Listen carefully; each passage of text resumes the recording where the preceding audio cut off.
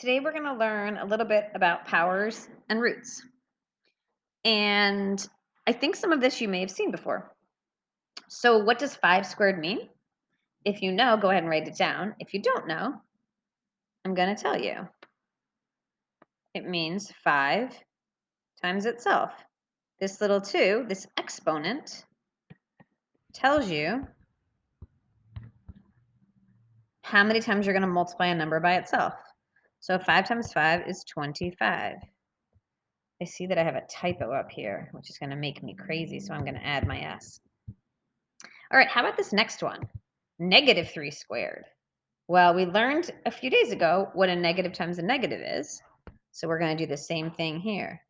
-3 times -3. And what's a negative times a negative? Remember, we talked about actively watching these videos. So hit pause, answer the questions. We know that a negative times a negative is a positive. So the answer is 9. And we generally don't write the positive sign.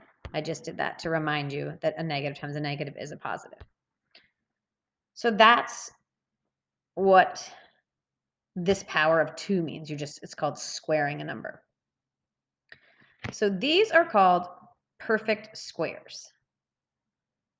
I want you to pause the video and I want you to write down what 1 squared is and 2 squared and 3 squared because it's really nice to have this list that you can refer back to in your notes. So go ahead and pause the video and fill in 1 squared through 15 squared.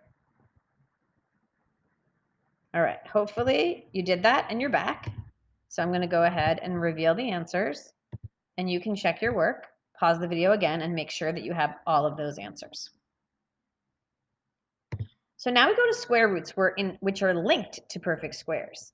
I'm now looking for the number you multiply by itself to get this number. So what number times what number is 36? Take a minute and think about that. And hopefully you got 6. So the square root of 36 is 6.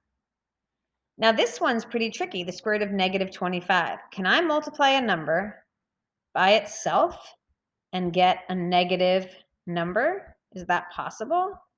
Well, if you remember what you learned about the positives and the negatives, you'll know like it's not possible.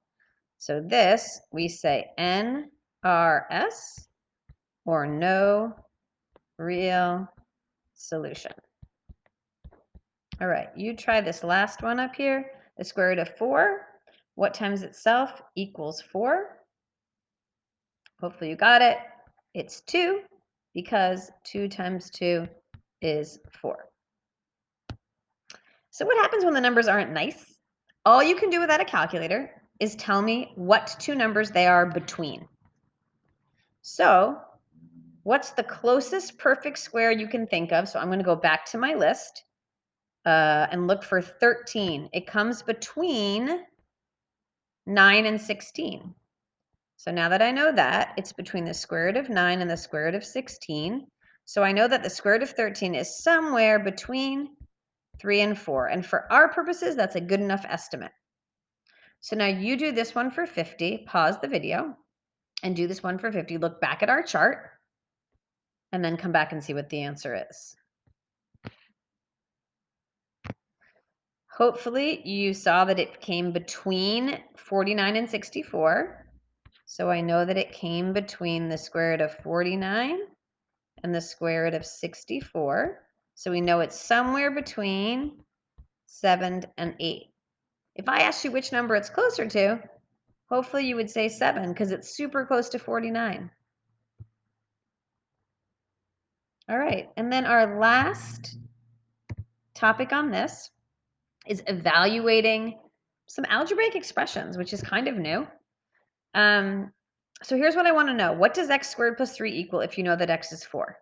So I'm going to take this 4, and I'm going to plug it in for x, and I'm going to follow PEMDAS. 4 times 4 plus 3. I do my exponents first, so my multiplication. 4 times 4 is 16. 16 plus 3 is 19. Now you try it for 3. Pause your video, do it, and then turn it back on and see if we get the same answer. I'm doing 3 squared plus 3, 9 plus 3, which is 12. And then this one last question, what if it's 3x squared? I'm going to plug this 2 in for x, and this one's a little tricky.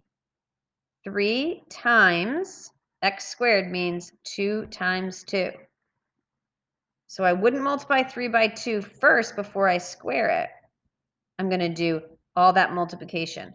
2 squared is 4. 4 times 3 is 12.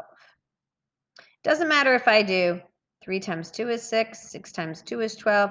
Multiplication I can do in any order. But just be careful that you don't do 3 times 2 is 6 and then square 6 because you'll get the wrong answer. Hopefully all that makes sense and that you'll have an okay time doing your homework tonight. Be sure to fill out the homework form and let me know how it goes.